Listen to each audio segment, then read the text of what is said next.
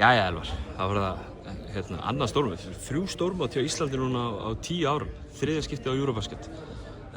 Hvernig tilfinningin að vera að fara með þessu íslenska liði núna til Póllands? Bara mjög góð, undirbúningurinn er búinn að vera bara mjög góður og við erum búin að ná að slípa okkur ágætlega saman, spila einhverja 4 leiki og ná koma okkur aðeins í gírinn fyrir þetta mót og magnast alltaf upp spennan fyrir þetta. Ekki svolítið skrítið, ég meina þeir eru að henda saman lið, ég meina þið eyðið öllu tímabilinu með félagsliði að setja saman lið, ég meina margir eru bara, góðan part af sumrinu og inn í veturinn einhvern veginn en svo kemur landslið og þeir þurfa einhvern veginn að skrúa þetta saman á bara 2-3 vikum. Jú, og þetta er kannski svolítið líka öðruvísi en gluggarnir sem við erum að fara í, þau hefur bara 2-3 daga í undirbúning og hefur meiri tíma að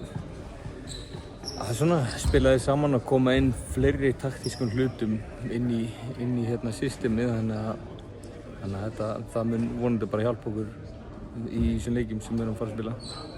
Þú, bara gífurlega reynslumikill leikmaður að spila á meginlandinu og spila þarna við erum að spila við belgana. Næsta félagslið þetta er í Póllandi. Það hlýtur að vera eftirvænting fyrir þig að fara og mæta þessum þjóðum sem þú þekkir væntanlega mikið af leikmönnum. Já, og fyrirverandi liðsfélagi mín í bæði Belgíu og svo hef ég átt liðsfélagi í pólska liðinu, þannig að maður er farin að þekkja menn hér og þar.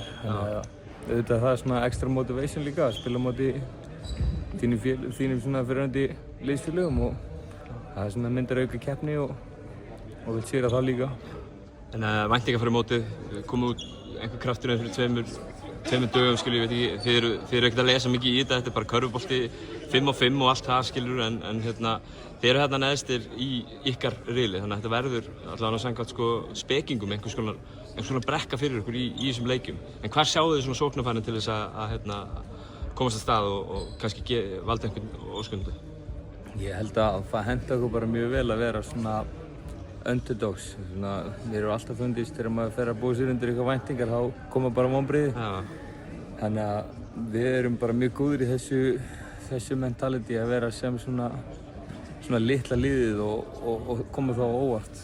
Og ég held að við munum klárlega að gera það núna þessu móti. Við munum potið stríða þessum liðum og jafnvel taka 1 og sigra. Kærar þakkir Elvar, gangi ykkur vel út í Póllandi. Takk.